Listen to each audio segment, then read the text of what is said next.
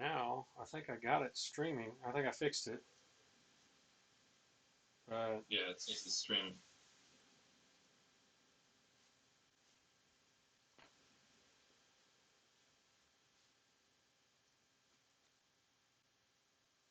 but I don't know.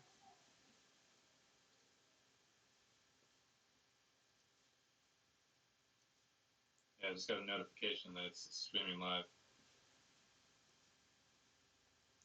I don't know how to get the link.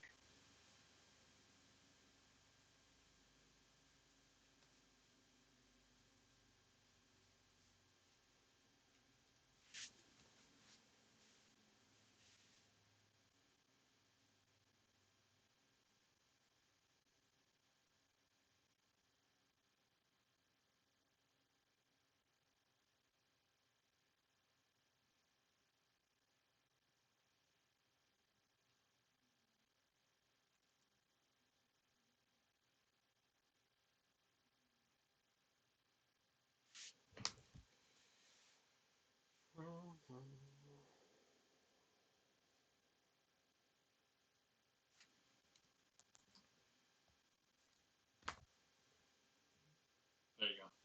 How'd you get that? It's streaming live, so I just went and copied it on YouTube.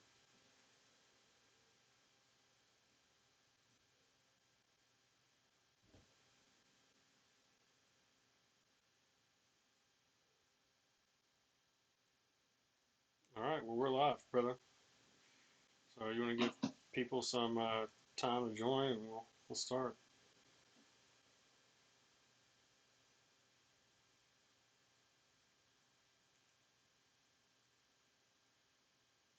Yeah, for those of you who are watching the replay, apologize for the delay.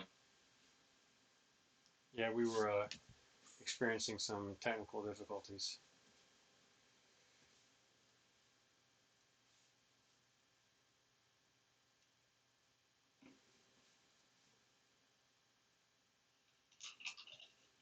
But we're about to get this started any minute now.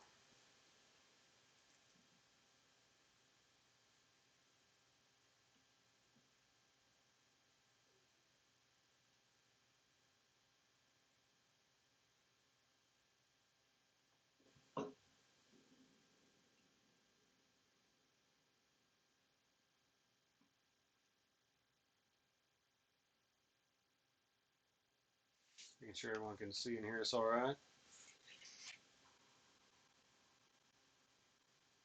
Geez, Carlos Gomez is on a tear. Seems like that dude just switches teams twice a year, and every time he swaps teams, he just swaps to a team and hits 7 home runs. It's unreal. Yeah, it is.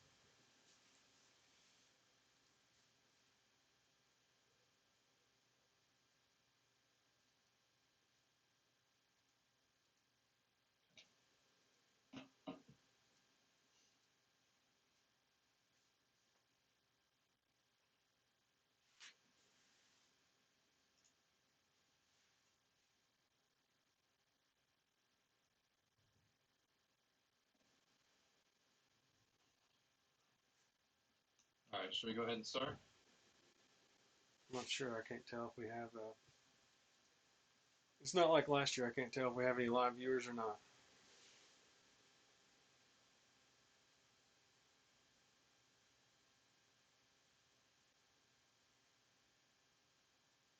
Yeah, we got 10 watching right now, so Okay. I think we can do it. All right. Let's roll. All right. Well, welcome everybody to the WhoDat Podcast. I'm your host, Marty. I'll be here with you again this week, and I'm honored to be with the star of the show. I know him as Pat. You know him as the DFS Saint. Pat, how are you doing tonight, and how are you doing preparing for week 2 of this slate? I'm doing great, man. I'm excited for another week. Ready to possibly win some more cash. Absolutely, absolutely. Yeah, so week 1 was fun. I think a lot of things that we thought ended up coming true. I think there was a lot of chalk that cashed in last week, and I think you were pretty fortunate to be able to take down, to do pretty well in the tournament there.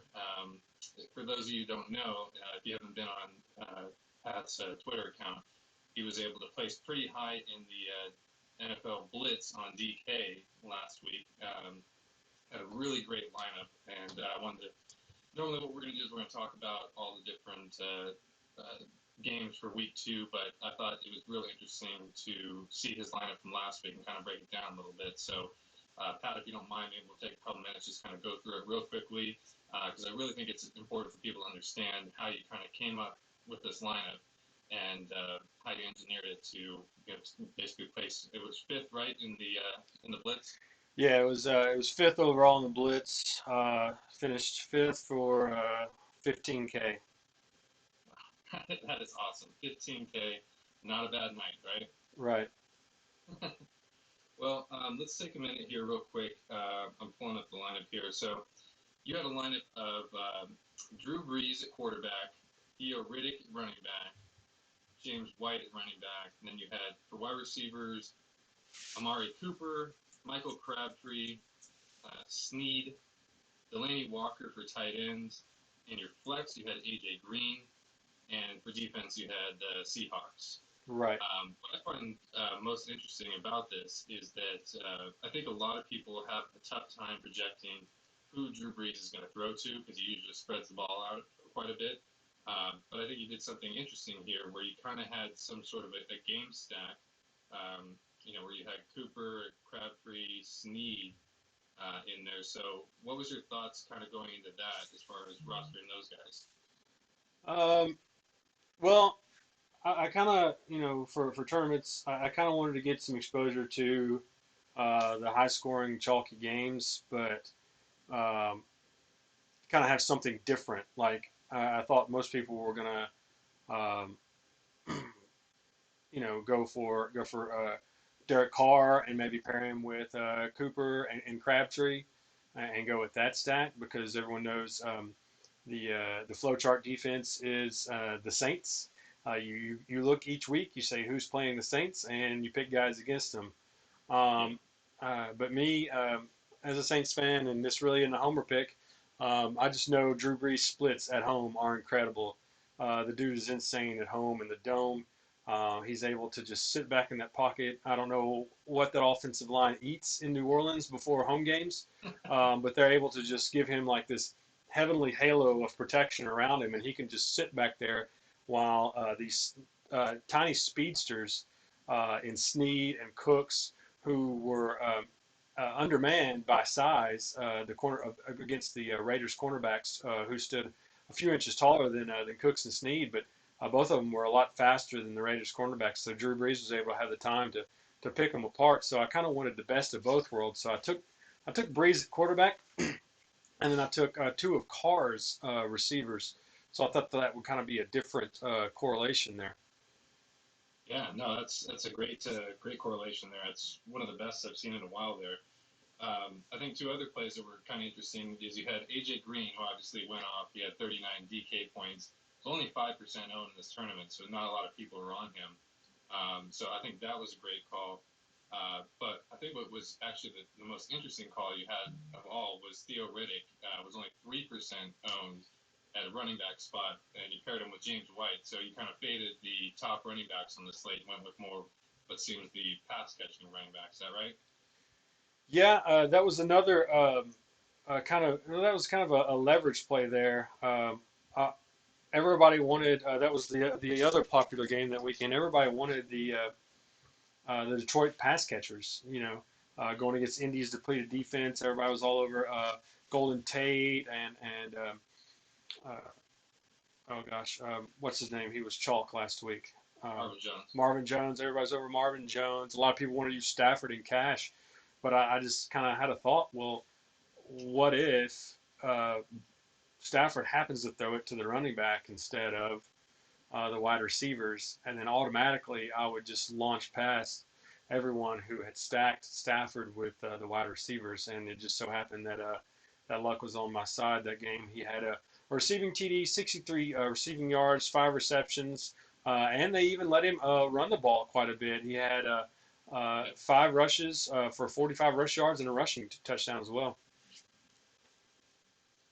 Yeah, all in all, it was a great lineup that was put together. Again, just to replay it back for those who are wondering, it was Drew Brees at quarterback, running back Theo Riddick and James White, wide receiver Amari Cooper, Michael Crabtree, Willie Snead, and tight end Delaney Walker. In the flex, he had AJ Green, and for defense, Seahawks. So, Pat, congratulations on a great lineup. I think it was constructed beautifully, and hope that you have another couple one of those this week as well. Well, we're going to try for it. Okay. That's the goal. All right, let's get into the game by game slates here and kind of give our picks and what we think will be some top plays. So let's start with the first game here. We have Tennessee at Detroit. Detroit is favored by 6. We have an over under of 47.5. What are you feeling here on the Tennessee side of the ball? Well, that wasn't the first game I had down. Let me see what we got. Tennessee at Detroit. Yeah. Did I happen to skip that game? No, I went way out of order. Hang on, you caught me off guard here. Okay. All right, Tennessee at Detroit. On the Tennessee side of the ball, Tennessee, Detroit last week, to luck. We know that game was a shootout. They allowed the third most fantasy points per passing attempt. It just so happened that Tennessee threw on 83% of their red zone attempts, and over 60% of their offensive snaps were passes last week. They targeted Tajay Sharp quite a bit. For some unknown reason, Walker was not targeted highly in week 1. I guess probably due to matchup against the Vikings stout defense. But I look to them going to Detroit in the dome on the turf. I look to them to pick up the pace in this game, to have a few more offensive snaps, and to be passing the ball quite a bit more. Yeah, and I think with Walker too, the coach has kind of come out and said that he wants to get him more involved in the game, and the the Lions, gave up 3 touchdowns to tight ends last week against the Colts. So there's definitely a possibility that Walker could put up a touchdown in this game. Absolutely.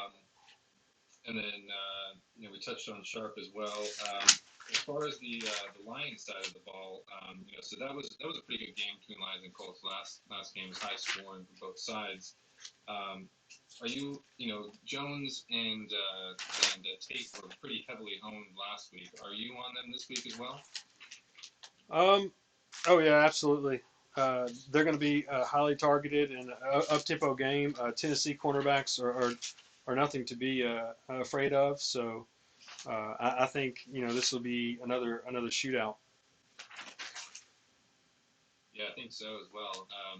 I've in the past, Matt Stafford has burned me quite a bit, but he's starting to show some consistency. He's had multiple TDs in 7 games straight. In that 7 games, he's had close to 70% completion rate. So he's doing something right, and I think he's dumping off passes a little bit more. I think, and that's why we saw Riddick, have a really good game last week. I think Marvin Jones is catching some of the shorter passes as well. But he could be a little bit sneaky in a sense that I don't think a lot of people are looking at him this week. So maybe for GPPs, maybe something to think about there. Absolutely. Anything else from this game? Delaney Walker's probably one of my favorite tight end plays on the week. I'm not really high on the running game here. Tennessee is pretty stout against the run. Detroit, however, is a favorite here, so I look to Stafford to open up the passing game. Also, Tennessee allowed quite a few receptions last week to Kyle Rudolph at tight end, so Ebron should be open. He's probably my favorite target from Stafford on the offensive side of the ball for Detroit. But a lot of people are worried about Darius Slay covering Tajay Sharp. I'm really not 100% sold on that, just because Tajay Sharp is a rookie and Darius Slay is a seasoned cornerback. I don't know if Detroit is going to want to waste his capabilities on just covering a rookie. So that's yet to be seen. So I think he'll have some routes ran against Detroit's other cornerbacks. Agreed. All right, let's move on to the next game here. We have Kansas City at Houston. Houston is favored by 2. We have an over-under at 43, so it's a pretty low, over-under, one of the lowest ones on the slate.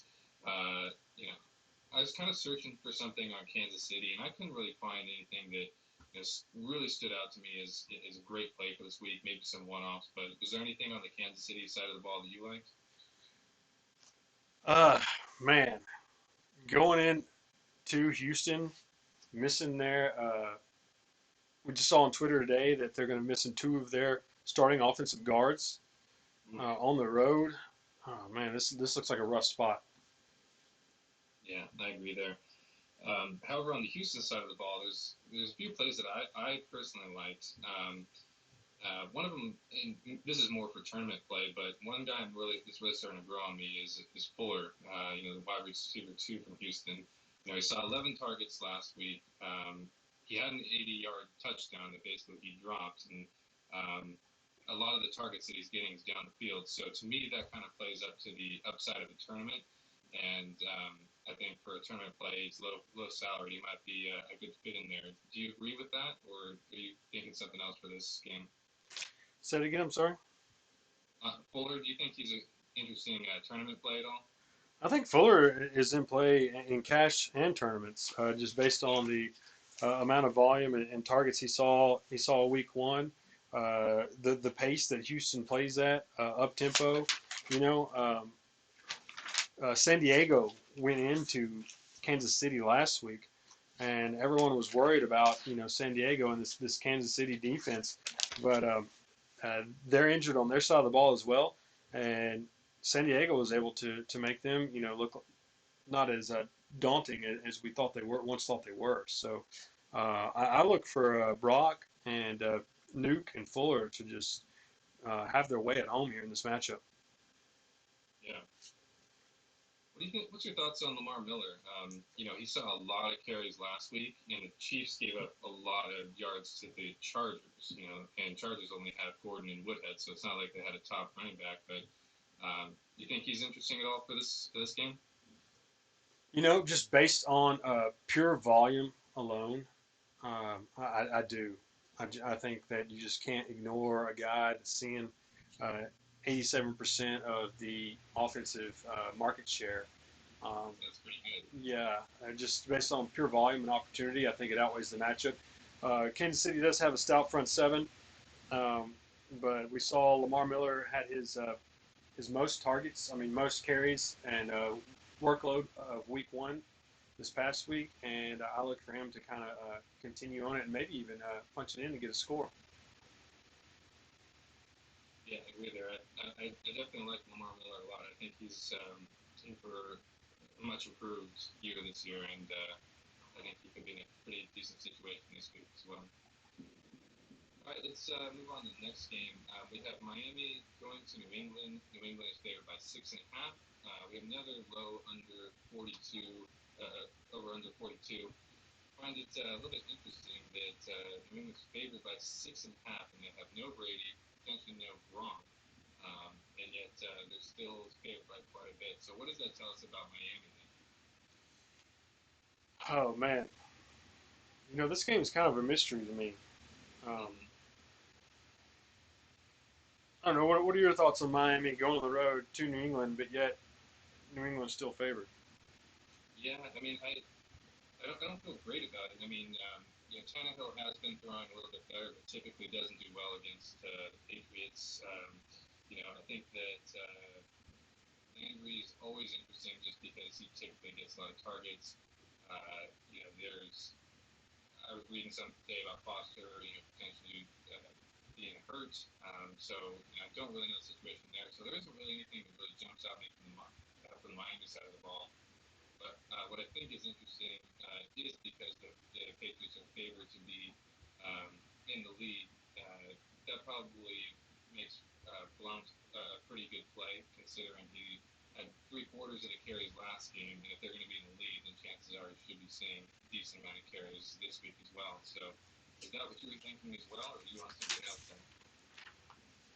I had that one.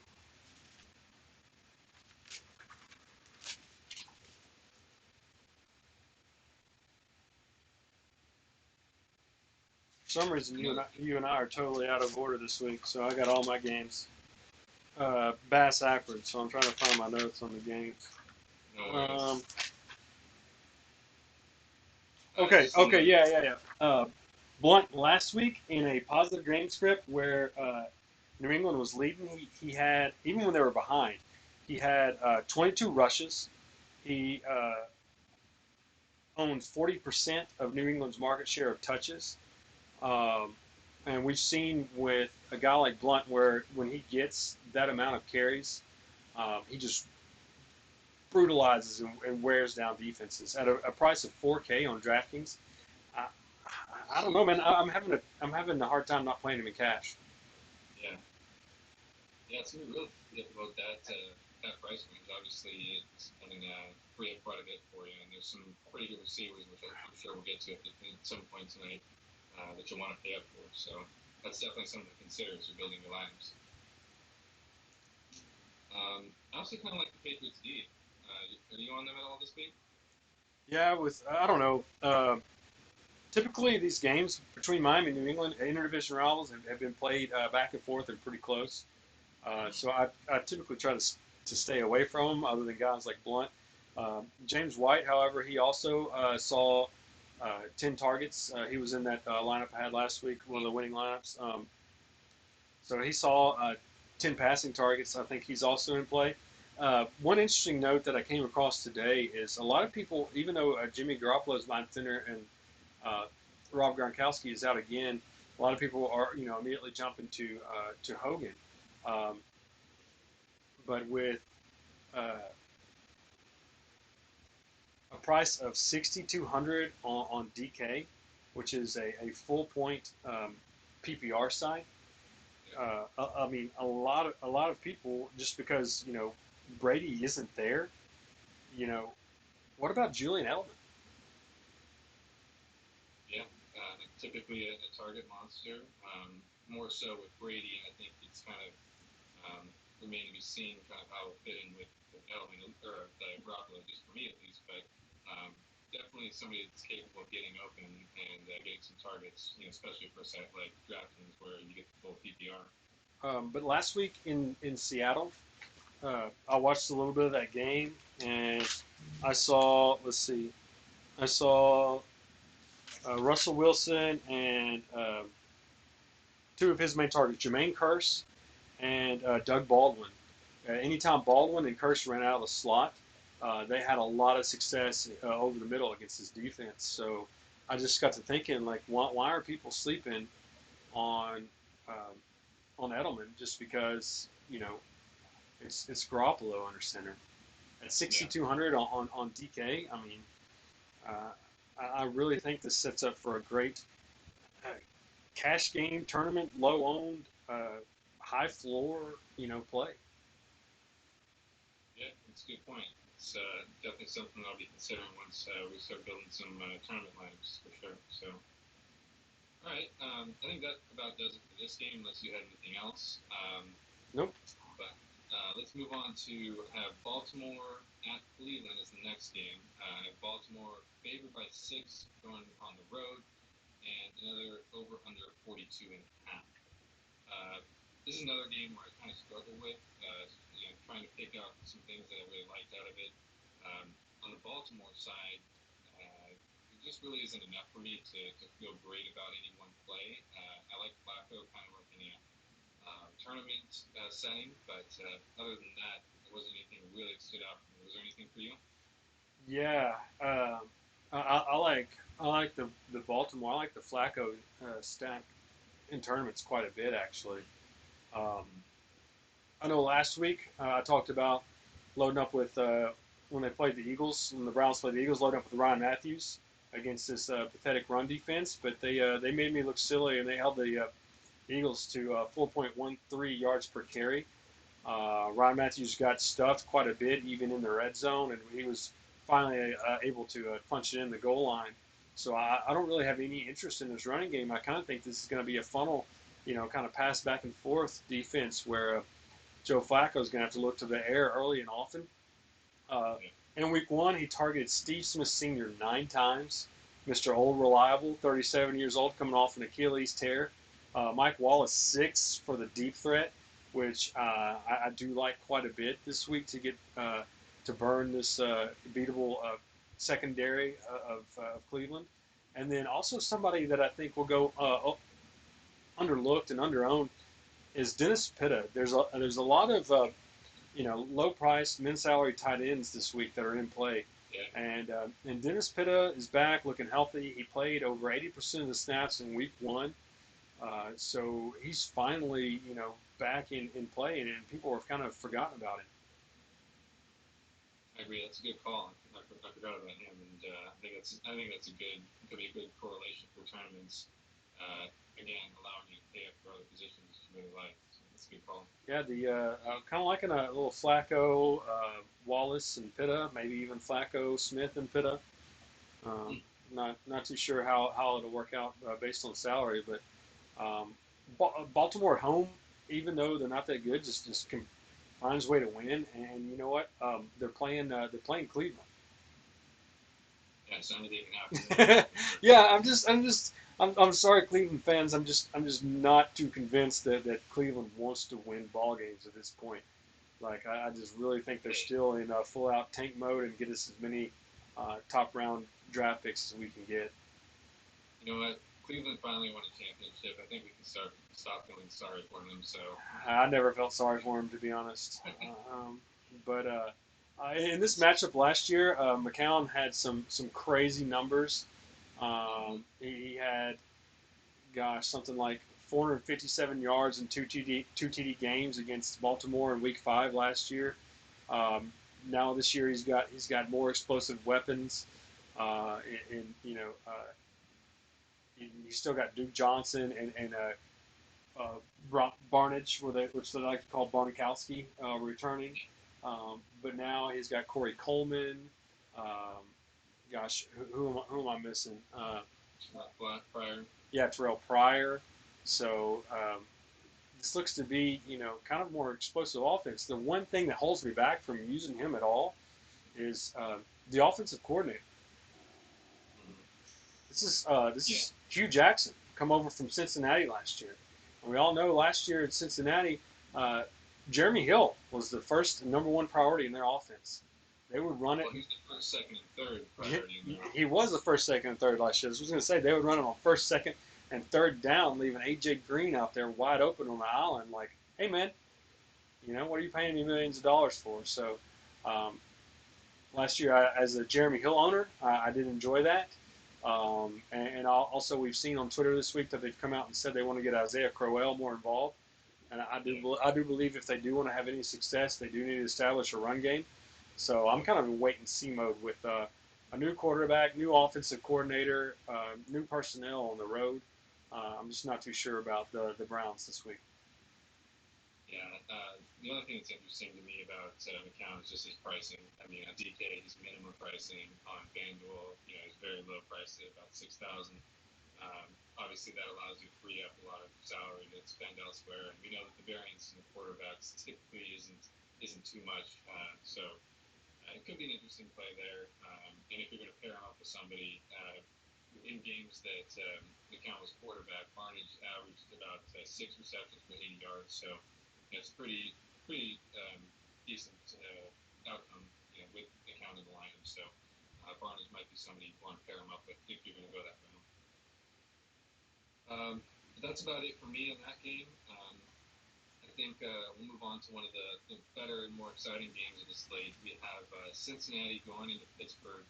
We have Pittsburgh favored at 3.5, and we have an over/under of 48.5. So this could be a potentially high-scoring game. We've got two pretty good offenses here. Let's start with the Cincinnati side of the ball. How are you feeling about A.J. Green this week? Why did you have to lead off with that, man? That was what I wanted to finish off with this game. Seriously.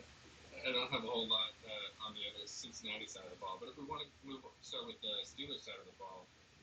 No, we can start with all Cincinnati has going, I guess. Okay. Are you ready for this? Let me get. Okay. Ooh, yes, am I ready for this? Are you ready for this? Okay.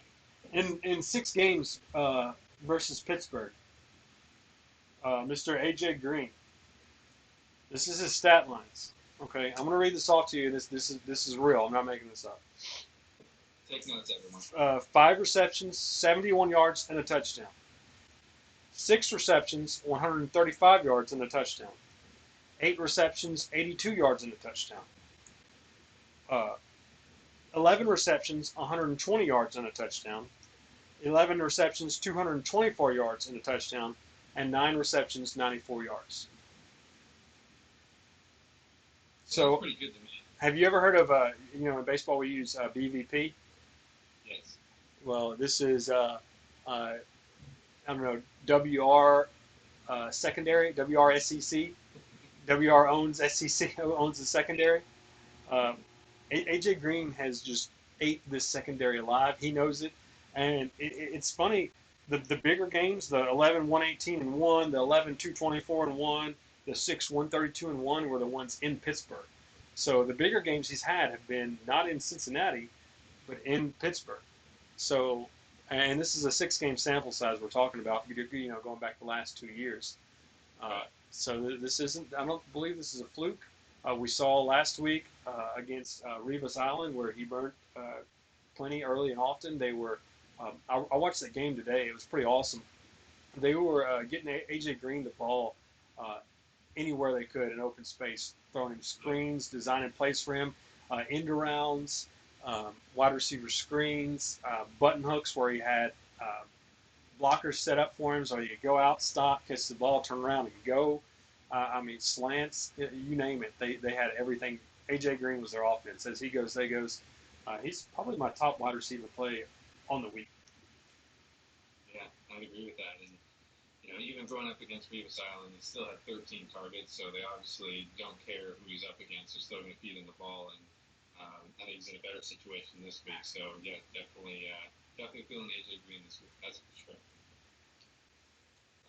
Anybody else on the Cincinnati side before we move over to Pittsburgh? Um, not really. Maybe then a flyer on tight end Uzoma. He would seem to be watching the game today. He seemed to be the second option in the passing offense. But also, I heard that their coaches are wanting to get Gio a little more involved in the passing game this week. He's been explosive in the open field, and I'm just, Uzoma he's a big guy, but I just don't think he's that good. I watched him drop 2 wide open passes, one on the 5-yard line last week versus the Jets. Just hit his hands. I don't know if you guys have ever seen duck feet, like duck feet, webbed feet. He just had like these webbed hands that just kind of clasped the ball and it just fell to the ground, and I was just like, man. Well, now you got me interested in seeing that. Now I want to see him catch a ball. That's all. Watch him. He's probably going to go for 110 and 5 receptions, 110 and 2 TDs this weekend. But I have more faith in AJ Green. Yeah, definitely agree there. I feel like there's a couple interesting plays on the Pittsburgh side of the ball. D'Angelo Williams had a great game last week. And we think that he could be in for a potential good game again this week. Yeah, absolutely. This is another one of these things where we talked about Lamar Miller versus Kansas City stout front seven. This is a pretty stout front seven here in the Bengals. But D. Will averaging 24 touches, 127 yards, and he's had 13 touchdowns in games without Le'Veon Bell. So, just on a pure volume and offensive usage standpoint, D. Will is solely in play. I think he's heavy chalk, just because I was highly impressed with the Steelers' offensive line. Redskins' front seven isn't that bad, but they're not that good. But last week on Monday Night Football, the Steelers' offensive line gave Big Ben plenty of time. They gave D. Will plenty of running room. I looked them to have no trouble against this Cincy front seven this week, where I saw Matt Forte have some openings against the Jets' inferior offensive line. Yeah, no, and I think that they gave up 137 yards last game, so they definitely are capable of giving up quite a bit, and he even got 9 targets. So I think that shows that he's going to get a lot of usage in this game as well. So I think one of the bigger plays last week was Antonio Brown. Very heavily owned last week. Put up a line of 8 catches, 126 yards, and 2 touchdowns. It's Antonio Brown, so you kind of expect something like that, I guess. But any reason to fade Antonio or be off him a little bit this week, or should we just lock him in the lineups? No. Yeah. No. I mean, not much else you have to say other than it's Antonio Brown. So. Man, I had the same fear week one because uh, Big Ben has had some bad road splits. Yeah. And Big Ben has had some bad splits without Martavis Bryant. And now he also still does not have Martavis Bryant, but uh, he's had bad splits versus Cincy.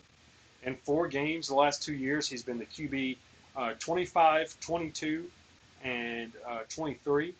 But in 1 game in 2014 in Pittsburgh, he was the overall QB4. So, he it's Big Ben with time. He can put up numbers, and if he gives AB time, he'll get open. I mean, he's Antonio Brown. I'm not going to put anything past him. It's tough, man. With his salary, is he my number one? Uh, Probably not, but he's up there as a must play. Yeah. Yeah, always. He's always going to be up there in the top plays. But one play that I'm really interested in, and just because he kind of fits in my lineups pretty well that I've been doing so far, and that's Jesse James, the tight end Who? for the Steelers. Yeah, who? But what I don't think people know is he's a big dude. He's a big pass catching tight end. Last game he had 7 targets. And then we know that in games against the Bengals in the past, Big Ben has targeted tight ends 25 times. And that was all to Heath Miller. So I think this could be a decent situation for Jesse James. Who again, people probably haven't heard much of. But what do you think about James going into this week? Yeah, man.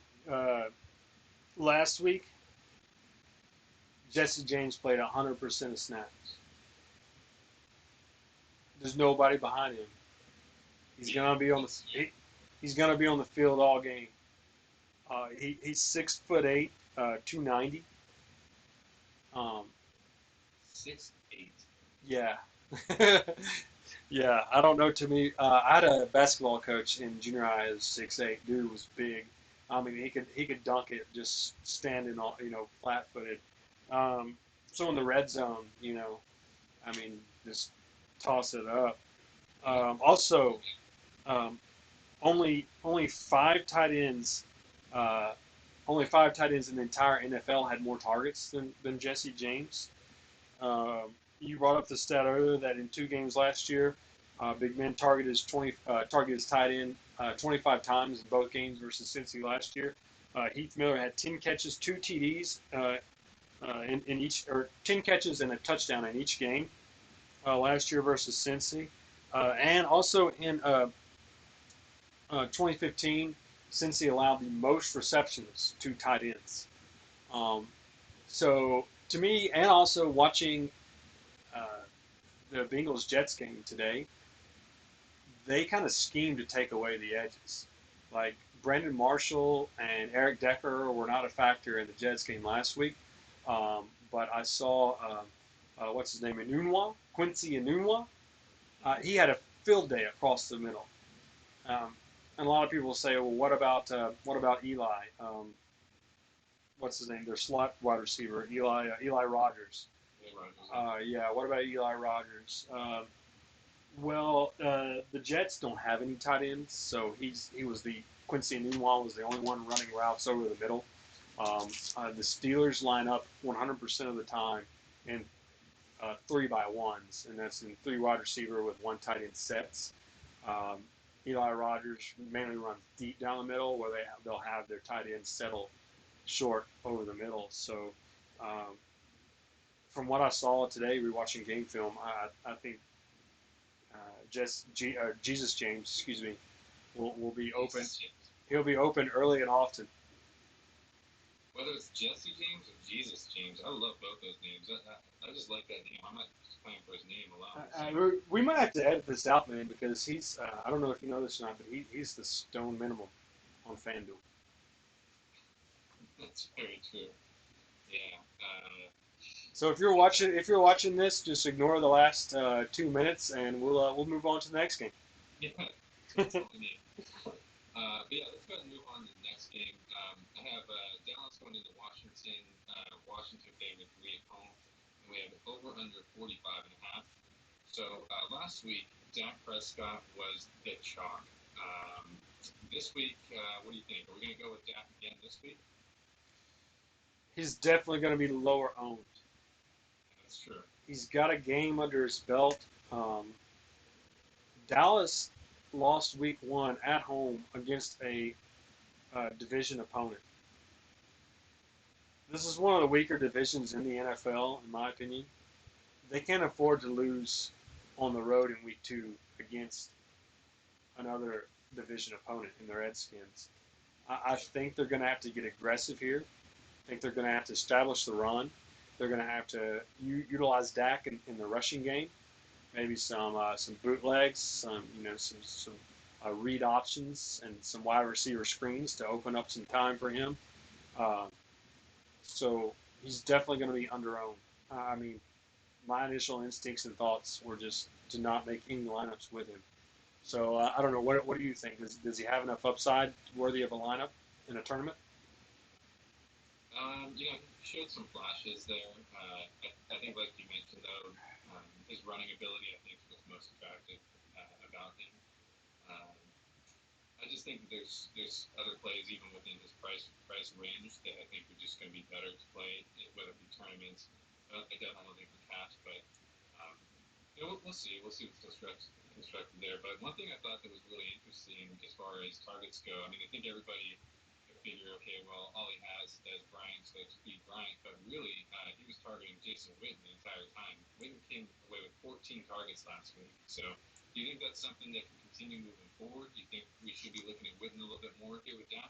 Bro, he targeted the middle and the slot, the tight end and the slot on 75% of his throws. Cole Beasley had 12 targets.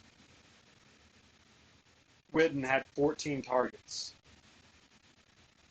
I think that this is not only a trend, but if you drafted Dez in season long, there's always next year. Oh no! Oh man! I'm saying that there's going to be so many people right now. Beasley's 3,200 on DK, full point PPR. I believe he's firmly in play in cash. Witten is in play in cash in tournaments. Last season, Washington allowed the 6th most catches to tight ends, the 7th most receiving yards. So this is going to be, his go-to spot. But where Dallas should attack, we saw if you watched the game on Monday night. Did you see what D'Angelo did? He lit him up. He murdered the cash line. If you didn't have D'Angelo, you weren't making money, and I totally underestimated this front seven and what they could do, or overestimated. Excuse me. They're pathetic. Last year they were 22nd in run defense DVOA. Week 1, Pittsburgh gashed them for 29 touches, 150 yards, and 2 TDs, 5.24 yards per carry. They took Zeke number 1 overall. It's time to show why they took him. Yeah, and he has 21 touches last game as well, so they were finding ways to use him. So I foresee another 20-touch game from him in this game as well. So I think definitely a good possibility. Yeah, another interesting point. We were talking about Eli Rogers in the last game. What about Eli versus the Cincinnati middle? Well, in the Monday night game, he torched this Redskins middle linebacker core for 6 receptions, 60 yards, and a touchdown. The touchdown was kind of a fluke, but 6 receptions and 60 yards, he was, minimum, close to minimum price on DraftKings. That makes me want to look at Witten and Beasley in the passing game here as well. Yeah, I agree with you. What about the Washington side of the ball? Is there anybody that's sticking out? I don't play guys versus Dallas. That's just a rule. It worked out pretty well last year, so I think it's okay to continue the trend this year. Yeah, there wasn't really anything that stood out to me either. So If you want to know why, you can just hit me up on Twitter. But I don't play guys versus Dallas. All right, well, I think that'll allow us to move on to the next game. And this next game is one that I think a lot of people are interested in. This is the one that seems to be on most people's minds. We have New Orleans going into New York to face the Giants. Giants are favored by 4.5, and we have an over-under of 53.5, which I believe is the highest in the slate. Yes, it is. Where do we want to start with this one? Everyone. One thing of caution that's been discussed a bit is about the weather in the game. It's supposedly supposed to be raining during that time frame. I'm no weatherman, but I've been kind of looking, and it doesn't seem to be as big as what people are initially were saying, and even some weathermen are starting to back off those statements. So do what you will with that, but I just say keep an eye on it. It's not really scaring me too much. But what about you? No, unless it's really windy, quarterbacks, and unless it's really, just downpouring, um, then it's affecting quarterbacks, grip on the ball, and you see that the referees have the ball underneath their shirts the whole time. Then yeah, that might affect it. But other than that, the really only thing that affects quarterbacks throwing the ball is the wind. Right. Yeah. So. And just going back to last year, this matchup was an amazing matchup. Both teams combined to score over 100 points. The Saints alone outscored the over-unders. 13 touchdowns, over 1,000 yards. That was insane. Unbelievable. So I think people kind of maybe looking at that and thinking it could be another repeat of what we had last year. So let's start with the Saints side of the ball. What do you like from the Saints side here? With them being on the road and this game not in the dome, I look to it to kind of not live up to last year's game standards. Just with Drew Brees and the Saints road splits, man, that's my team. We just, for some reason, don't do well on the road, man. They get hype in the dome. On the road, it's a different team.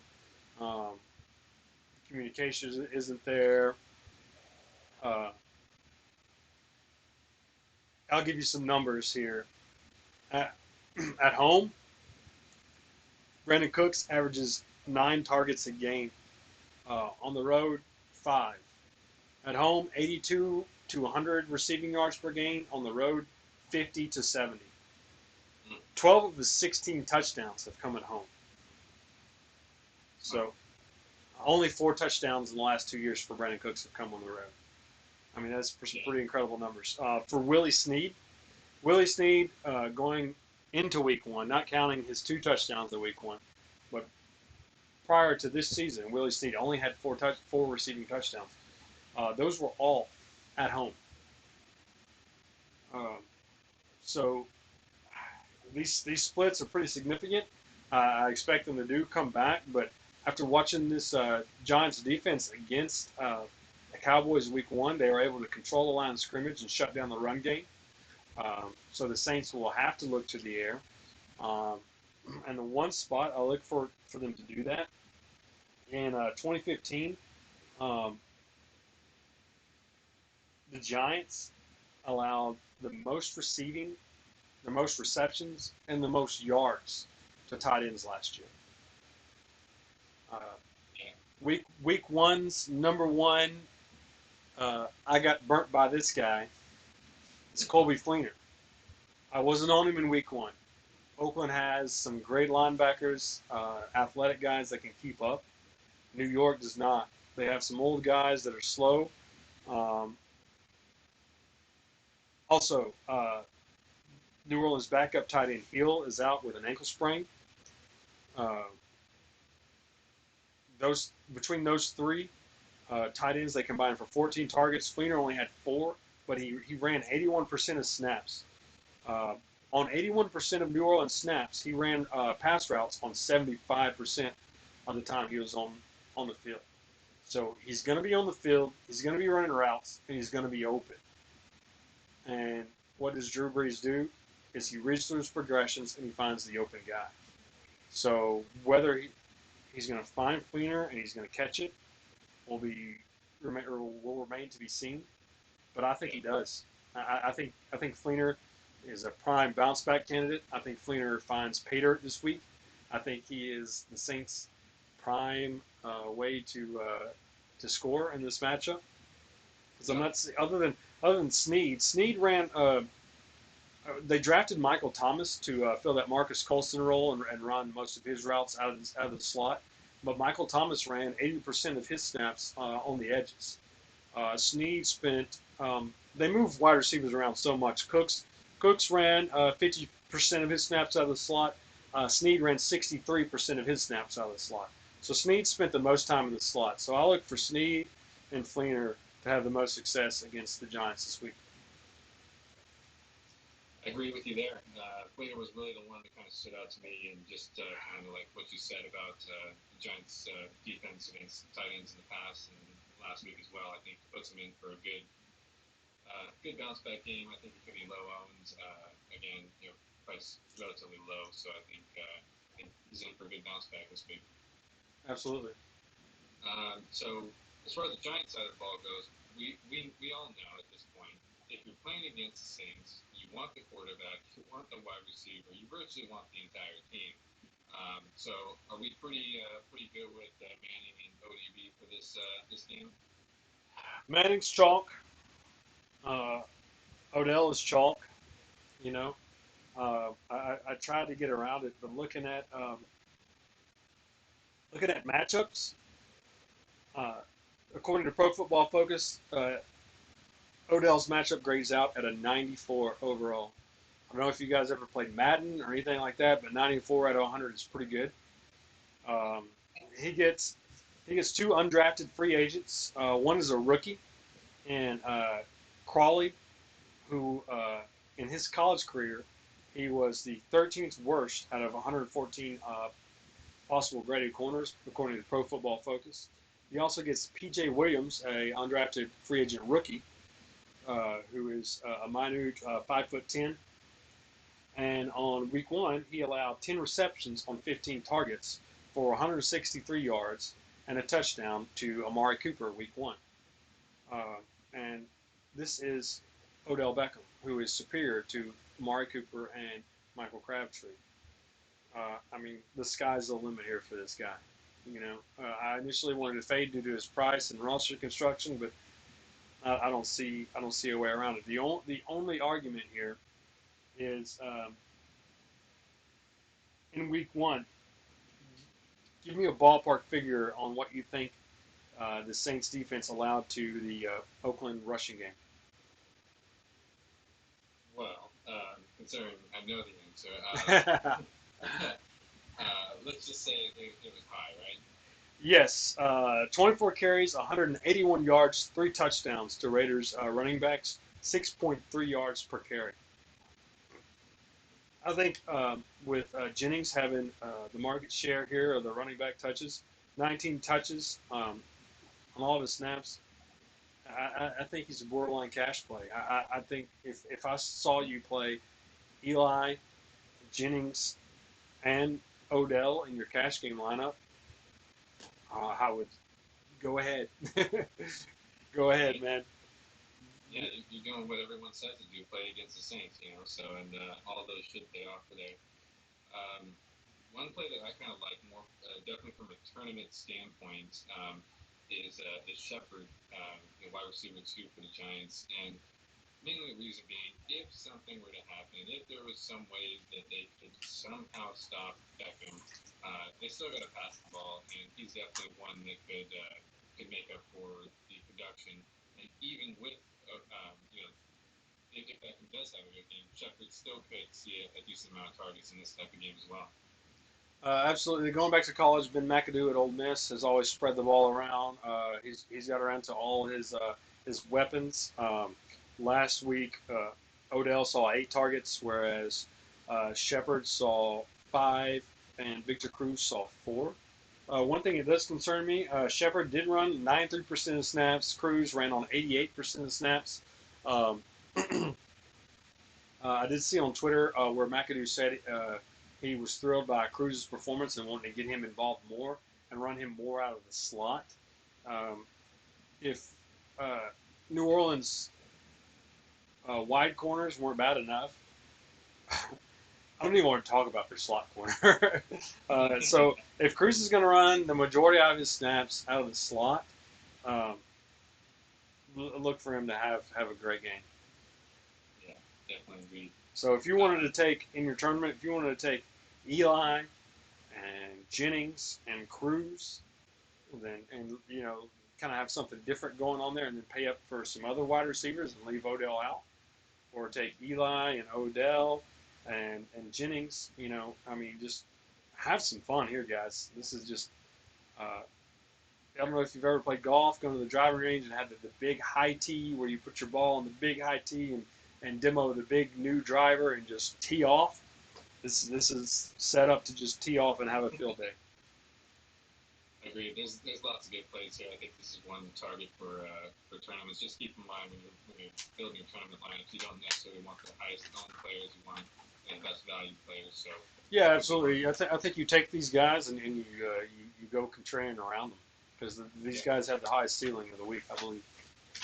Yeah, agreed. All right, let's move on to the next game. We have the awesome San Francisco 49ers going into Carolina. Carolina favored by 13.5. We have an over-under of 45 here. Before we get into this game, I got a lot of feedback from the comments I made about the 49ers last week. Me being a 49ers fan and me saying they sucked, and clearly they dominated the game. I think what you guys don't know is about the reverse jinx, right? So obviously I was saying that on purpose so they would go out and win. So I'm going to go ahead and say that they're going to get dominated again this game, and we all know how that's going to end up, right? You buying that, Pat? I think you got the team name wrong. You got the city right. But I believe I saw this week they changed their name to the San Francisco Gabbards. Oh no. That's what I had in my notes here. The San Francisco Gabbards are traveling to North Carolina to take on the Carolina Panthers. That's if they changed their team name to. I don't know, but he looked pretty good rushing the ball and passing the ball. I was completely shocked, but I hate the NFL sometimes and their scheduling because it's just like, hey, Carolina, you made it to Super Bowl last year. Here, let's give you an easier path to make it back to one this year.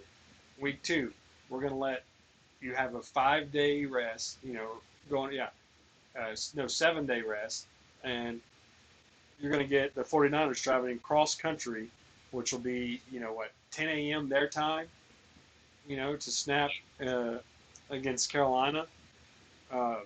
Man, where do we start? Cam Newton?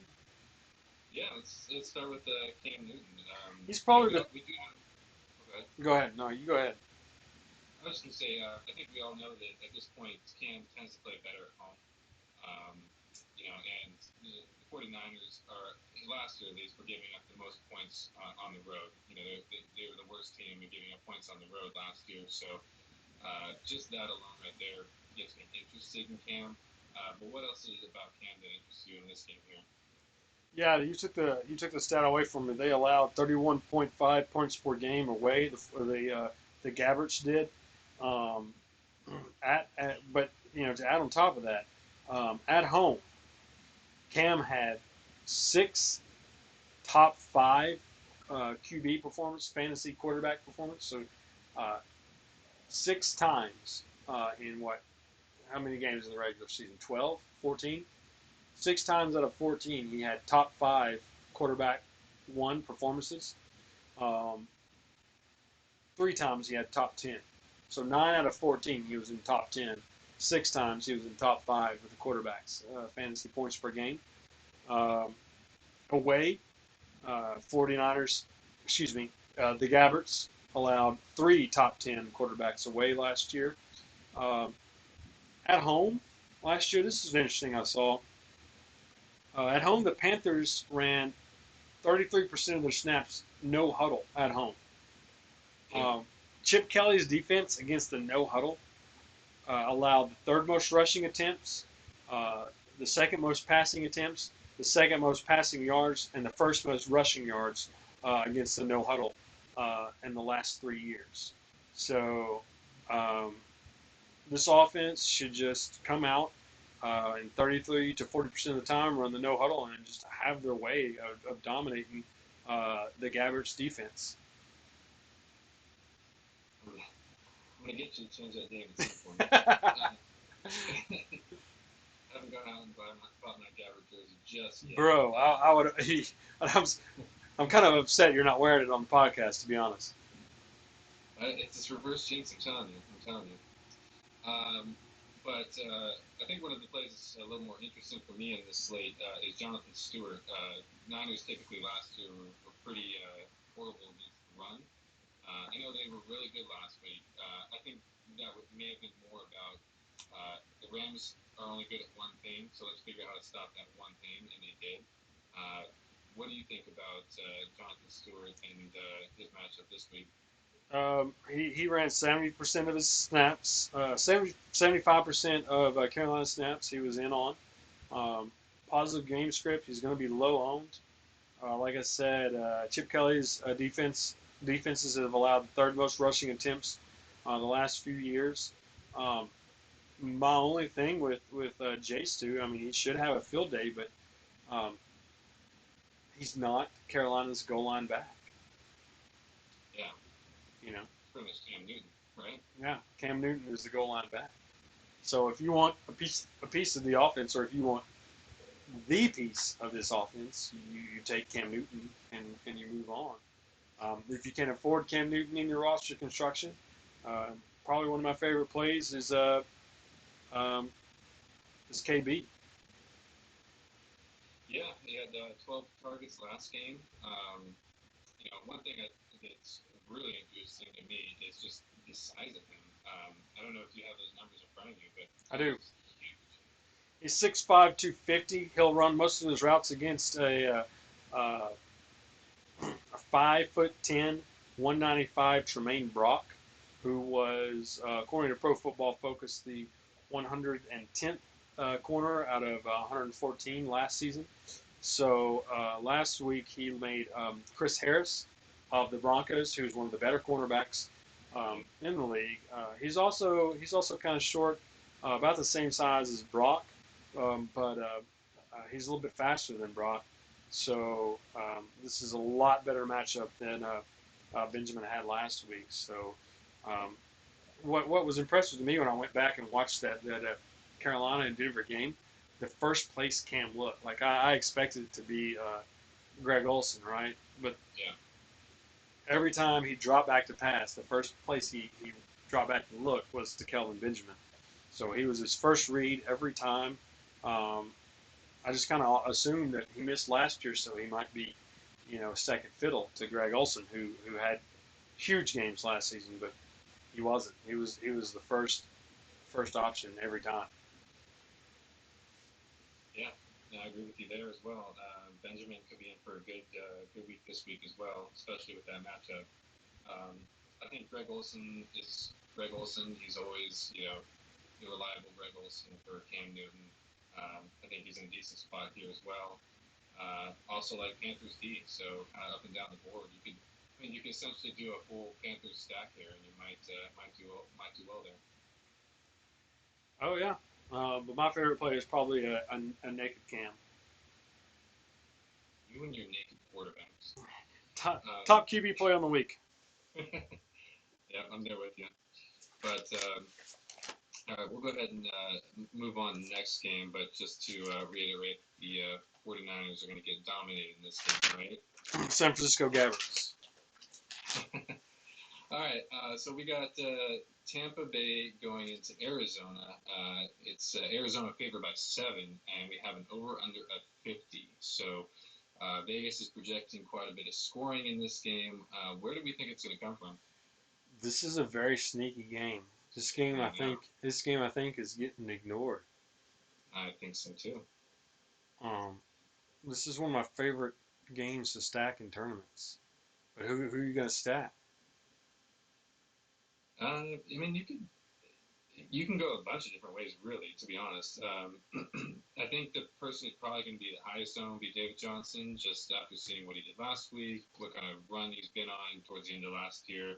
I mean, dude had literally almost 100% of the run of the touches. I mean, he's involved in so many plays, and I mean, I guess the only thing against him is that Tampa Bay has been pretty good against the run, so that's the only thing to look out for. But this dude, I mean, even against good defenses, he's still finding some way to rack up points. So I think he'll be the most owned play. But there's tons of receivers in this game. I think that could have some big games as well. Yes. Last year, the Bucks finished 26 in DVOA against the pass.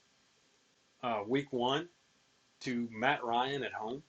Yeah. They allowed 334 yards to Matt Ryan, who hadn't been that great in the past few years. This is a dream spot for Carson Palmer and his passing core. I don't know if you watched that Sunday night game. Man, everyone was all over, David Johnson, and he was the one that ended up helping Bells pass me in that tournament to win. He finished third and I finished fifth. So I was kind of salty how good of a game that David Johnson had. But I was also, I went back and looked over all of my lineups and was like, how did I end up having 0 David Johnson? Like that was just dumb. That won't happen this week. But anyway, Larry Fitzgerald kind of stole the show, I thought. Yeah. Old Larry Fitzgerald, he's come back. He had 2 touchdowns in the red zone. He got looked to early and often. And this week he gets Vernon Hargraves III. Are you ready for this? In week 1, Mr. Vernon allowed in 8 targets. He allowed 5 receptions for 81 yards. He was the 13th worst cornerback out of 81 in week 1. He is a rookie. And he gets Mr. Old Reliable Larry this week. So I'm trying to find a way. Why do I not play Larry in cash or tournaments? Yeah, he could be in for a good position there. And I think a lot of people from last year kind of bad taste in their mouth because of how bad he was towards the end of the season. But if you look at his numbers at the beginning of the season, he had a good first half. So I think it's still there. I think he can still do it, and he had a good week last week. So he's in a good matchup. So yeah, it's definitely something to consider in plugging in your lineups. Yeah, man. Old guys early in the season when they're new and fresh, plug them in. Yeah. David Johnson last week, we touched on this. We had 95% of the snap share and 87% of the touch share of this offense. So as Arizona goes, as David Johnson goes, Arizona goes. So he is their engine. He's gonna chug them on to victory here. Yeah, I agree with you there. Was there anything on the Tampa Bay side that you liked? You know what? Man, Jameis Winston looked good at week 1, didn't he? He did, yeah. Yeah, he did. I think that was mostly due to Atlanta's terrible defense. Yeah, I agree with you on that one. Jameis has some of those games. He had a couple of them last year where, he had 300 some odd yards and a couple of touchdowns, and then the next game he'd go out and have 170 yards and just, kill your lineup. So I'm still leery to see the consistency from him first before we start considering him, especially going against an Arizona defense is typically pretty good. But what do you think about that? Well, this is kind of a funnel spot. They're so good against the run. This is a game that sets up better for Charles Sims and Jameis Winston than Doug Martin in this run game. Um, I was surprised, that LeGarrette Blount had the success he had last Sunday night, where he had 70 yards and a touchdown on 22 carries. But White had 6 touches for 44 yards and 10 receptions. I think that Charles Sims is a little bit more athletic than White. I think that Sims could get out in the open and catch a lot of passes and screens and break one. So Charles Sims is on my tournament radar here, as well as we talked about Larry Fitzgerald and old guys earlier this season, as well as Vincent Jackson. I look to Mike Evans to see Patrick Patterson mostly. I think he'll shadow him for most of the snaps. I don't think it's 100% shadow coverage, but Evans doesn't look to be a good play. So I think this is kind of a funnel spot for for Vincent Jackson, who is 4K on DraftKings, I believe. But anyway, he has a great matchup against Cards rookie Brandon Williams. In the preseason, all August, he was just torched. I mean, let's see. Chris Hogan burned him for a 40-yard score. Somebody else who's not even playing right now burned him for like a 50-yard score. Anyway, this guy, Brandon Williams, I don't think he'll be able to hang with Vincent Jackson. So if you're going to stack this game in a tournament, I might take Carson Palmer with Fitzgerald and then counter it with a Sims and a VJax. Well, it worked out for you last week, so who knows? It could work out again this week as well. This is a sneaky spot. Yeah, I feel you on that one, definitely. All right, let's move on to the next game. We have Seattle going into Los Angeles to play the Rams, the first home game for the Rams. Since going to LA, we have Seattle favored 6.5. We have an over/under of 38. I don't really have much for this game. Doesn't those numbers right there don't excite me very much. Seattle being favored that much and such a low over/under. Pretty much for me, I just like Seahawks D, and that's about it. What about you? Maybe some Rams defense if Russell Wilson is going to be limited or hobbled. We saw Miami defense was able to penetrate that offensive line and shake them up. They didn't look the same Seahawks of last year. They were Miami's defensive front with Ndamukong Suh was able to get in the backfield.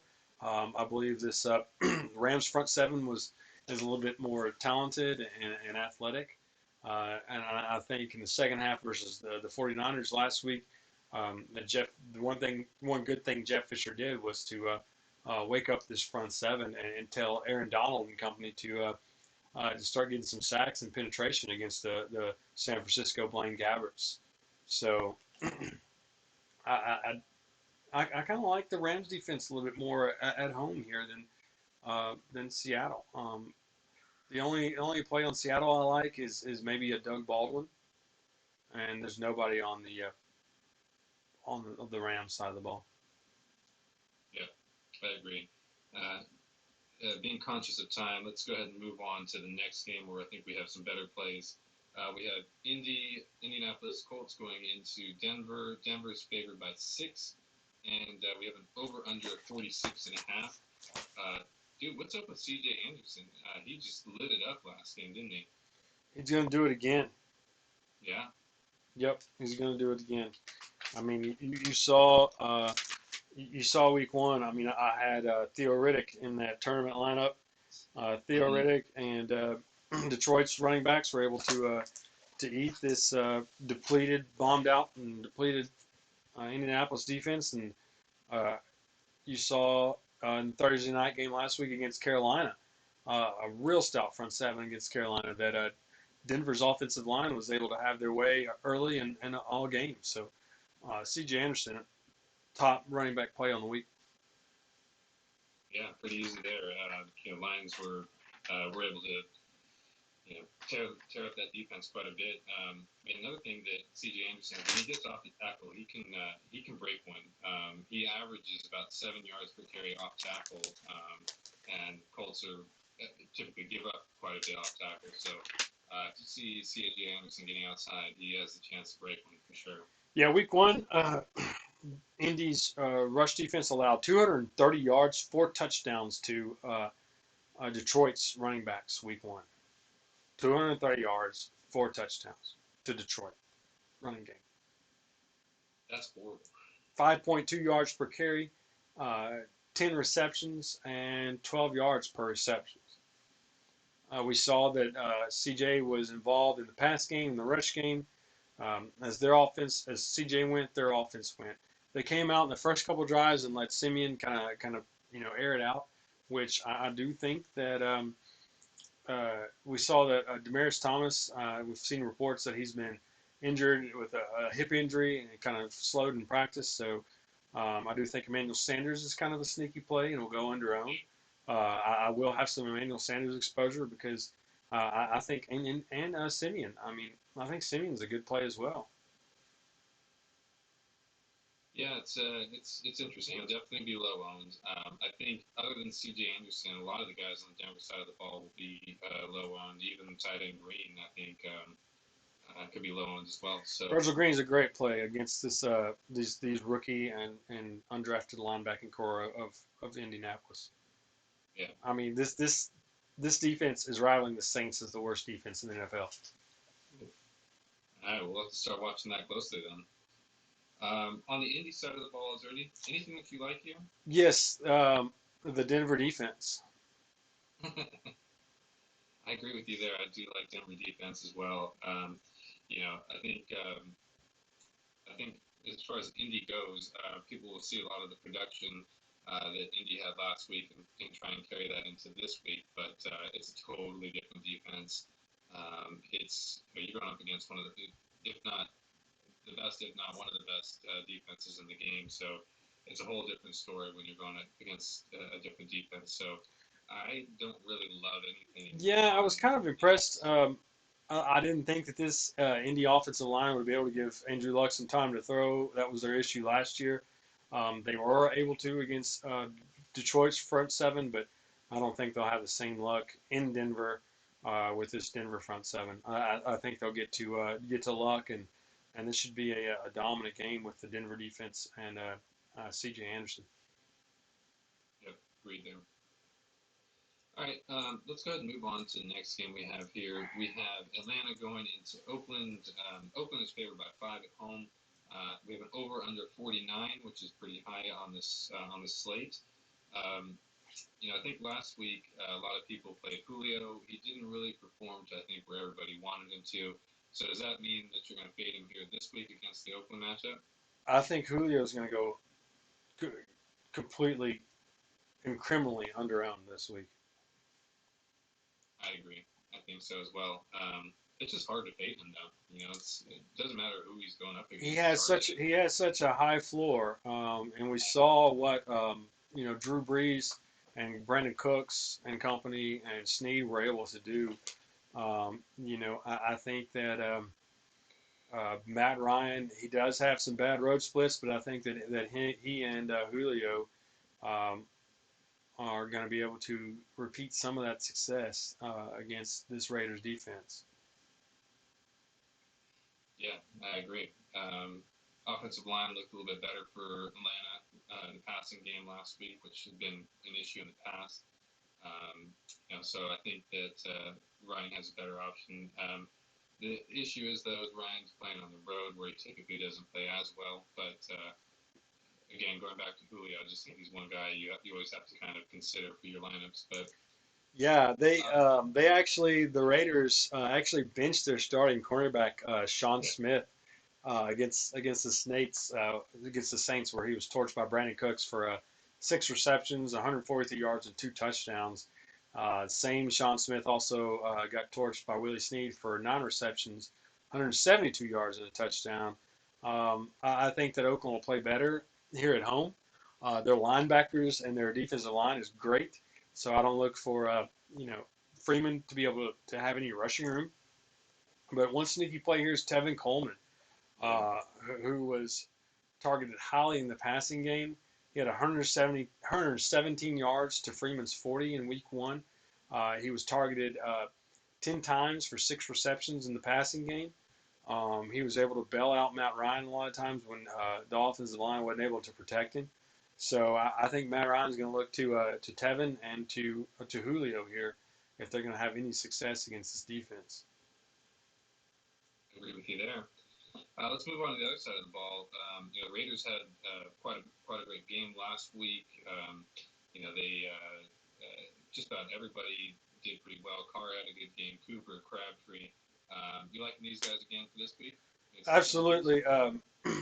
Dan Quinn is the head coach of the Falcons. He was a former defensive coordinator. Since he's come over to the Falcons, he is ranked dead last in sacks. He's had 19 sacks in 2015. He didn't sack Jameis once last week. So look for Derek Carr to have plenty of time to pick apart this defense. I had Crabtree. Crabtree has the best matchup on paper in this against this defense as Desmond Trufant. Trufant will see most of his routes against Cooper. Trufant is one of the better cornerbacks according to Pro Football Focus. So Cooper's going to draw him on the majority of his routes, whereas Crabtree will see their slot cornerback. He runs most of his routes out of the slot. Robert Alford and slot cornerback Brian Poole. Alford gave up 100 of Jameis Winston's Week 1 passing yards. He even got burnt by Mike Evans for a 45-yard touchdown in Week 1. So if I'm looking to anyone in this Oakland passing game, it's going to be Crabtree. Yeah, I agree. Crabtree had 9 targets last game as well, and he tends to continue to be a target monster. Cooper had a great game as well, had 11 targets, but Crabtree is always around that 10 target mark. So Carr's always finding him. He's always got the opportunities. So I feel pretty good about Crabtree going into this week as well. A lot of people are thinking this game is going to be kind of sneaky and high scoring, but I just don't see the Falcons getting behind it. So another play on the Raiders side of the ball is their rushing game. I kind of like some Latavius Murray here, where last year the Falcons allowed 89 rushing yards per game, but they also allowed at least 1 rushing touchdown a game. If the Raiders are going to get in the red zone, Murray should be able to punch it in no problem. Yeah, it could be in for a sneaky play as well. So I think positive game script, positive game flow for Murray here. Right. Okay, let's go to the next game. We have Jacksonville going into San Diego. San Diego is favored by 3, and we have an over/under 47.5. I think there's some interesting plays on both sides of the ball here, but let's start with Jacksonville. Allen Robinson had a huge game last week, at least as far as, he had 15 targets last week, so he was targeted quite a bit. Are you looking at A-Rob at all this week? So he's going to be covered by Jason Verrett. Mm-hmm. I don't know if you're familiar with Jason Verrett, but the last 3 years, Jason Verrett is, according to Pro Football Focus, the second best cornerback out of 114 in the NFL. But the one thing about Jason Verrett is he's 5'9", 195, and he runs a 4.5 40. Allen Robinson is 6'3", 225, and runs a 4.4 40. So size match again. So for you math geeks out there, even though Verrett is kind of a shutdown corner, if based on pure volume, you said he got 15 targets last week. Yeah. Yeah, based on pure volume and matchup alone, you target him enough times, he's going to get the better of Verrett here, I believe. So I think, just due to name recognition, he's going to go under-owned. I think he's very sneaky for tournaments. Yeah. And then throwing to A-Rob would be Bortles. Last week, or I guess against this team last year, he had 329 yards. Alex Smith kind of torched the defense last week as well. Alex Smith torched the defense. I'll say it again. Do we think Bortles could be in for a good play this week? Yeah, the one thing that concerns me is that offensive line. I watched the game film against the Packers, who does have a stouter front seven. than the Chargers, but Bortles didn't have a whole lot of time to throw. Green Bay was in the backfield on almost every snap. So that's kind of concerned me. And last year, this game versus the Chargers was in Jacksonville. But Bortles did throw it 45 times in this matchup last year. I don't know if he'll throw it as much because we saw the Chiefs and Spencer Ware on the run game eat up this Chargers front seven on the defense for a tune of 5.7 yards per carry. I forget how many yards, and he had a receiving touchdown. But we do have reports that Chris Ivory is going to be out. So this leaves T.J. Yeldon, who had 85% of snaps, 5 red zone touches, 6 red zone targets, and they allowed 220 yards to Ware last week. So this defense will be without Eric Weddle, who is their starting strong safety, one of their better run stoppers. He's been notoriously known for shutting down opposing running backs and opposing tight ends. So this sets up for a good spot for T.J. Yeldon and Julius Thomas over the middle.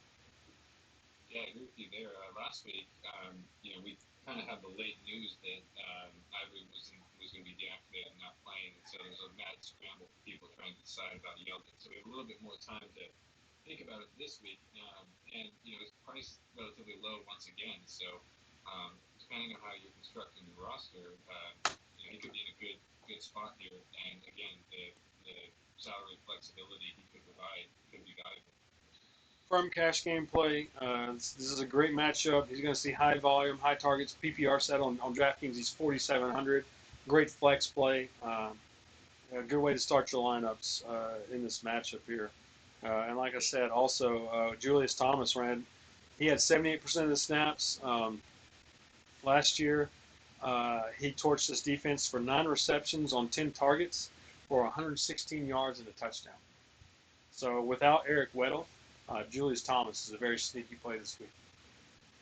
Yeah, I agree. And one strictly tournament play for me, you may not be a fan of it, but I'm still on Allen Hurns from a tournament standpoint only. It's more just a one-off type of scenario where I can see a scenario where maybe Barrett does somehow stop Robinson. They're still going to have to throw the ball. Hurns could be the deep threat that could put up some fantasy points. So strictly tournament only, but just something to consider as you're constructing your lineups and want some variance. But let's go on to San Diego side of the ball. Danny Woodhead had quite a great game last week. Do we think he's in for another decent game this week as well? Yeah. After Keenan Allen went down, they turned into the San Diego Woodheads.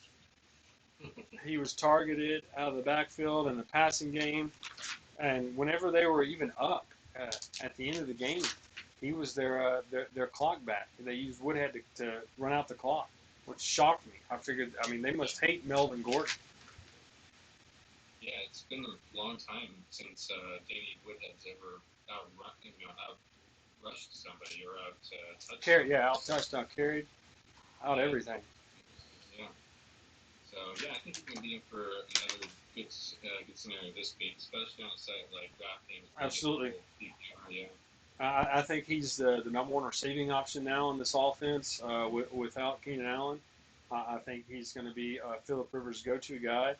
In this matchup last year, Jacksonville has a decent rush defense, so they're another funnel defense where you can look to the passing game. But their corners aren't that bad, so Rivers he passed over the middle. 70% of his passing attempts were over the middle, targeted to tight ends and his running backs in this game last year.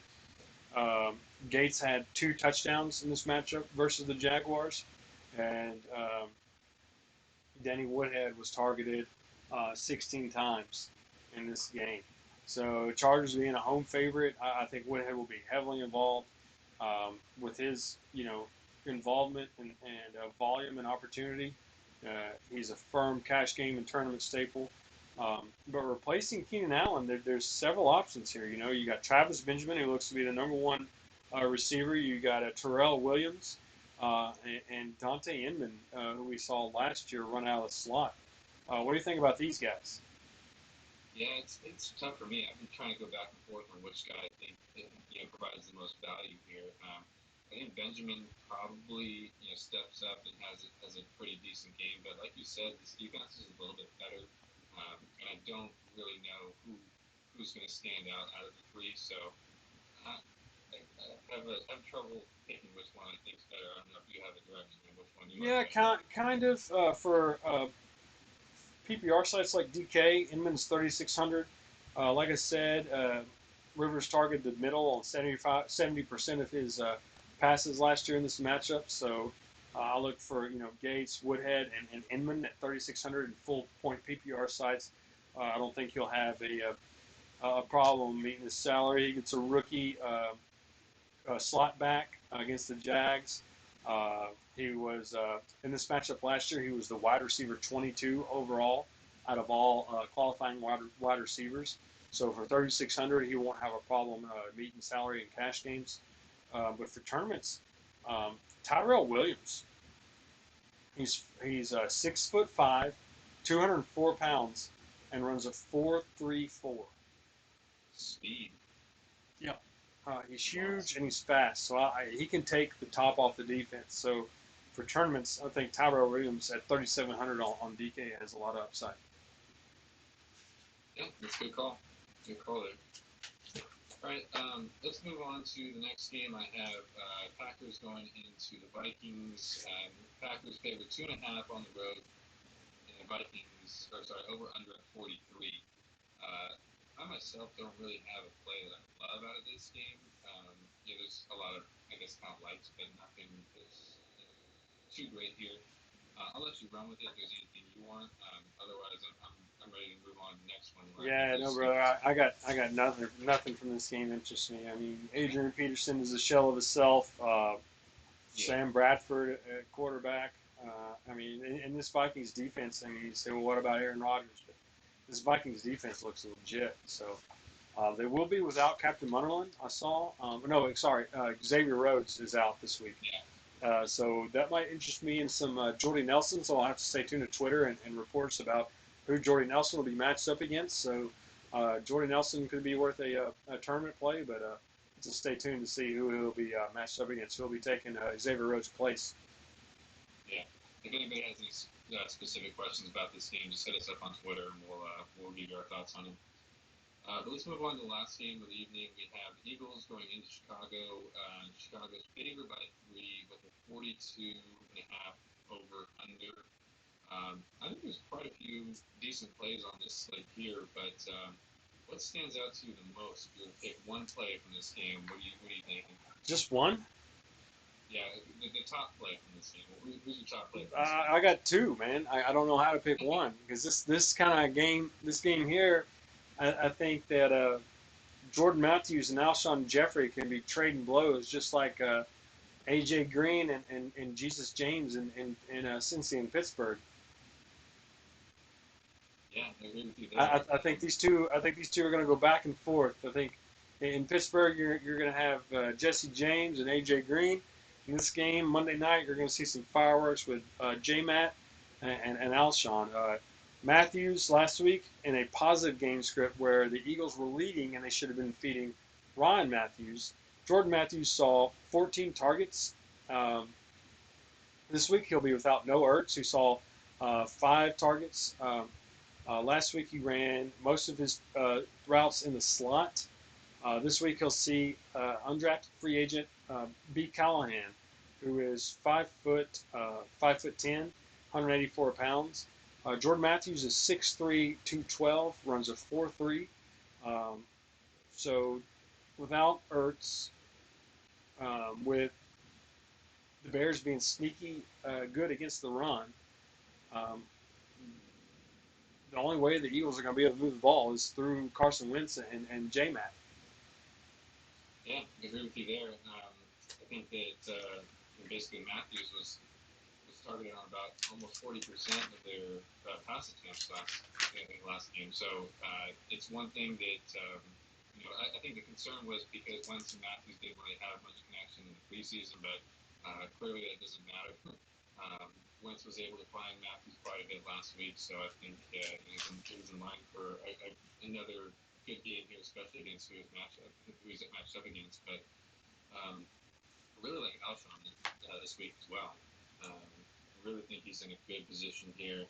Uh, I could just easily see this a game where, especially against his matchups as well, he could definitely eat in this game. He only saw 7 targets last week, but he had 105 yards on 7 targets in 2 quarters. He was held catchless in the second half when Houston was able to get to Cutler in the backfield. But this week, he will see. Oh man, I had it here. Is it Carroll or Mills? I think it's Mills, the rookie, the shorter rookie. I think it's Mills. Yeah. Carroll, because Batman Carroll is from Arkansas. He's not to be messed with. He's a former Razorback. Arkansas is not to be messed with. He's a former Razorback. Batman Carroll is not to be messed with. I think it's the undrafted rookie in Mills who I forget. I had his stats how big he is, but anyway, he's a rookie, and Alshon had like a 6-inch height advantage in this matchup against this guy. So with the targets and the matchup, like I said, I think Alshon and J-Matt are just going to go back and forth here. You're looking at a Rocky versus who was Rocky's big nemesis? Just went blank. Apollo Creed? Yeah, you're looking at a Rocky and Creed with Alshon and J-Matt just going blow for blow here Monday night. I think this is going to be exciting. Yeah, it should be interesting. Kind of going back to the lineup you created last week that went off and did pretty well. It could be another interesting situation where you kind of take both guys and blow for blow matchup and potentially pick off. Absolutely. I think Alshon's going to have a good week. Jeremy Langford, he was pretty inefficient, but he was in there for 96% of the snaps. He accounted for 95% of the Bears' running back touches. So only 4,600 on DraftKings. He's squarely in play for cash games. Yeah, I agree with you there. I think some people will be off of him just because of the performance he had last week. But I mean, when you're getting 95, 96% of the snaps, you're going to be involved somehow. So I think he could be an interesting play this week as well. So I know a lot of people were on Ryan Matthews last week. Do we think that he could potentially be a play here this week? No. No, I think this Bears defense is highly underrated. A lot of people think it's garbage, but I think they're decent. Last week they were. It took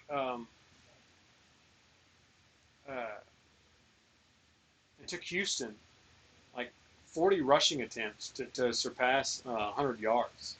So they held them to under 4 yards per carry, 3.69 yards per carry. So Lamar Miller was not able to find a lot of rushing room, and Lamar and the Texans' offensive line is high superior to the Eagles and Ryan Matthews. So I don't look for them to have a whole lot of success in Monday Night Football. I agree with you there. Before we close out, anything else from this game? No, brother. I'm all finished, man. If you guys have any questions throughout the week, just hit me up on Twitter. I'll be glad to help you out with your cash games and any questions you have. You can hit Marty up at M. Langlow or me up at DFS Saint. And if I don't hit high in the tournament again, I hope one of you guys do from watching this podcast. Absolutely. Thank you, everyone, for tuning in. And like Pat said, if you guys have any questions, hit us up on Twitter. I'd be more than happy to answer them. And we look forward to doing this again next week. So we'll see you then. Absolutely. All right. Later, guys.